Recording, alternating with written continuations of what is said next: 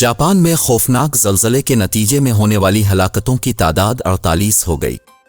गैर मुल्की मीडिया के मुताबिक जापान के वज़ीर आज़म फुमियो किशिदा ने नए साल के पहले रोज़ आने वाले ज़लज़ले के नतीजे में 48 हलाकतों की तस्दीक करते हुए इसमें मज़ीद इजाफे का खदशा ज़ाहिर किया है। जापानी वज़ीर आज़म ने कहा कि वस्ती जापान के साहिली इलाके में ज़लज़ले से होने वाली तबाही बड़े पैमाने पर हो सकती है और इसमें मज़ीद हलाकतों का भी इजाफा हो सकता है। जापानी वज़ीर आज़म का कहना था कि ज़लज़ले से एक बड़े पैमाने पर तबाही की तस्दीक की जा सकती है, जिससे इमारतें ज़मीन बोस हो गईं और कई इमारतों में आग भी लगी। इस ज़लज़ले में हलाकतें लातादाद हैं। इस वक्त हमारे लिए मुतासरा लोगों को रेस्क्यू करने के लिए वक्त एक चैलेंज है।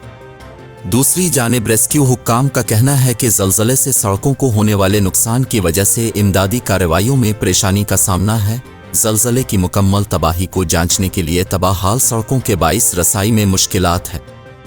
गैर मुल्की मीडिया के मुताबिक जापान में गुज़िश्ता रोज़ आने वाले ज़लज़ले के बाद सुनामी की वार्निंग जारी की गई थी, जिसे अब वापस ले लिया गया है। ताहम ज़लज़ले से साहिली इलाके इनसोज़ो में 1000 के करीब घर मुकम्मल तबाह हो गए।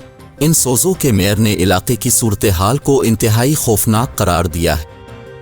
इसके अलावा ज़लज़ले से मुतासरा मुख्तलिफ इलाकों में इंफ्रास्ट्रक्चर को शदीद नुकसान पहुंचा है और तकरीबन 30,000 से ज़ायद शहरी बिजली से महरूम है। वाज़ेह रहे कि जापान में गुज़िश्ता रोज़ आने वाले ज़लज़ले की शिद्दत 7.6 रिकॉर्ड की गई थी, जिसके बाद सुनामी की वार्निंग भी जारी की गई।